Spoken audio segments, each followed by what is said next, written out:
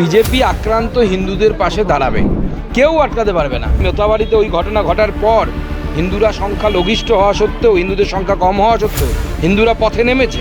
দেখুন, কেন্দ্রীয় বাহিনীকে সঠিকভাবে ব্যবহার করলে ওদের উদ্দেশ্যটা পূরণ হবে না।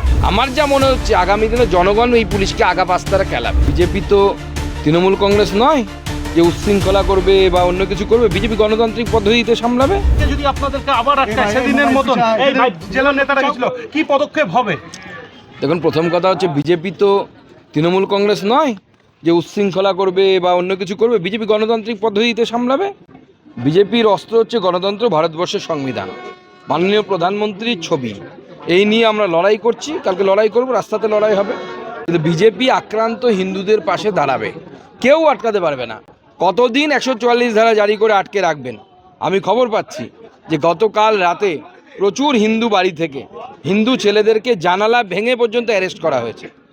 এমন একজন দুজনকে অ্যারেস্ট করা হয়েছে, আমরা খবর পেয়েছি সেখানে উপস্থিতি ছিল না ঘটনা ঘটার দিন, তবুও তাদেরকে অ্যারেস্ট করা হয়েছে। এটা পুরোটাই মমতা বন্দ্যোপাধ্যায়ের নির্দেশে, এটা পুরোটাই ডিজি রাজীব কুমার সাহেব এখানকার এসপি আর ডিএমকে দিয়ে করাচ্ছে। যে সংখ্যাটা 24, ওখানে যে সংখ্যাটা 24 করা হয়েছে, সেখানে দেখা যাচ্ছে যে বিএসএফ কে কার্যত বিএসএফ বসে আছে এবং এরিয়া ডোমিনেশনের যে কাজ তা রাজ্য পুলিশ করছে, বিএসএফ কার্যত বসে আছে। কেন্দ্রীয় বাহিনীকে যে এটা সঠিকভাবে ব্যবহার করছে না, কেন করছে না? দেখুন, কেন্দ্রীয় বাহিনীকে সঠিকভাবে ব্যবহার করলে ওদের উদ্দেশ্যটা পূরণ হবে না, কারণ ওরা চায় দাঙ্গাটা হোক। আমি এর আগেও বলেছিলাম, ভবিষ্যৎবাণী করেছিলাম যে আরও এই ধরনের ঘটনা ঘটবে। মমতা বন্দ্যোপাধ্যায় গোটা রাজ্য জুড়ে যত ভোট এগিয়ে আসবে তত এই ধরনের ঘটনা ঘটানোর ব্যবস্থা করবে তার লোকেদেরকে দিয়ে। বলবেন কেন? তার কারণ হচ্ছে সিম্পল, অঙ্কের হিসেব। অঙ্ক যারা বোঝে সেটা হচ্ছে মুসলিম ভোট পশ্চিমবঙ্গে 100% পোলারাইজেশন হয়, হিন্দু ভোট পোলারাইজেশন হয় না। সেজন্য মুসলিমদেরকে ভয় দেখিয়ে তাদের ভোট নিজের পকেটে পড়ার জন্য মাননীয় মুখ্যমন্ত্রী এই ধরনের বহু ঘটনা তার নিজের লোকেদেরকে দিয়ে করাবেন। দাদা, প্রতি বছর তো রামনবমী পালিত হয়, কিন্তু এই বছর কি এমন আছে যা নিয়ে পুলিশ তৎপরতা তুঙ্গে? দেখুন, পুলিশ ভয় পাচ্ছে। হিন্দুরা যেহেতু একত্রিত হচ্ছে, হিন্দুরা প্রতিবাদ করছে। এমনকি মোথাবাড়িতে ওই ঘটনা ঘটার পর হিন্দুরা সংখ্যা লঘিষ্ঠ হওয়া সত্ত্বেও, হিন্দুদের সংখ্যা কম হওয়া সত্ত্বেও হিন্দুরা পথে নেমেছে। বিজেপির কর্মীরা, বিজেপির নেতৃত্ব তারা পথে নেমেছে। পুলিশের সাথে চোখে চোখ রেখে আমাদের বিধায়ক, আমাদের জেলা সভাপতি তারা লড়াই করছে। এই দেখে মমতা বন্দ্যোপাধ্যায় বুঝতে পেরে গেছে যে রামনবমী বা এই ধরনের হিন্দুদের শক্তি প্রদর্শনের যে প্রোগ্রাম বা যে ধরনের অনুষ্ঠান হয়, সেই অনুষ্ঠান যদি মুখ্যমন্ত্রী বানচাল করতে না পারে তাহলে হিন্দুরা আরও বেশি একত্রিত হবে।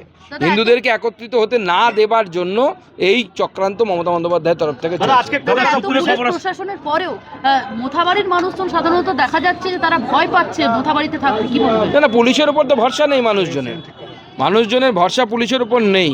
যদি বিএসএফকে ওখানে ঠিকমতো টহল দিতে দেয়, এসপি যদি তাতে রাজি হয় বিএসএফকে টহল দিতে, কারণ এসপির হাতে রেসপন্সিবিলিটি থাকে যে বিএসএফ কোথায় থাকবে, কোথায় টহল দেবে, কোথায় ঘুরবে, কোথায় বসবে, পুরোটা এসপির জুরিসডিকশনের মধ্যে পড়ে।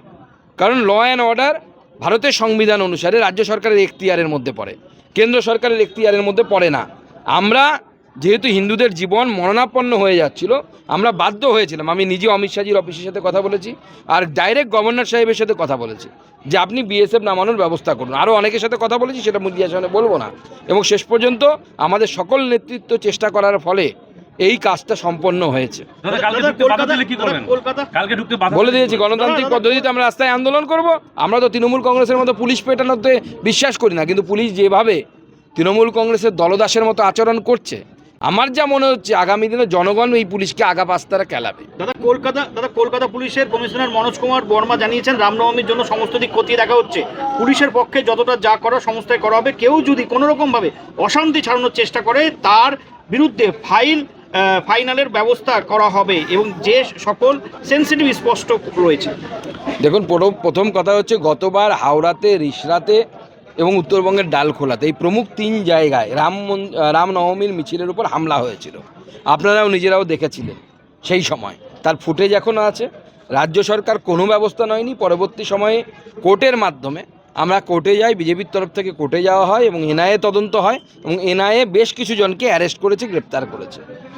এবার যদি কেউ আবার ঢিল মারে, পাটকেল খাবে সেদিন, আর পরে এনআইএ নিয়ে গিয়ে আবার খেলাবে, চিন্তার কিচ্ছু নেই।